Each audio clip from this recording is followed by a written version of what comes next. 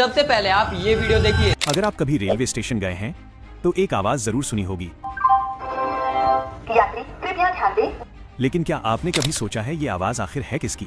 हर station पर गूंजने वाली ये मशहूर आवाज है सरला चौधरी की है। साल 1982 में उन्होंने रेलवे में दैनिक मजदूर के रूप में काम शुरू किया था। धीरे धीरे उनकी आवाज लोगों के दिलों पर छा गई। यात्री अनाउंसमेंट को ध्यान से सुनने लगे क्योंकि उस आवाज में ऐसा जादू था जो दिल को छू जाता था। और फिर 1986 से देश भर के रेलवे स्टेशनों पर उन्हीं की रिकॉर्ड की हुई आवाज इस्तेमाल होने लगी। क्या आप जानते थे ये आवाज किसकी है? कमेंट करके जरूर बताइए।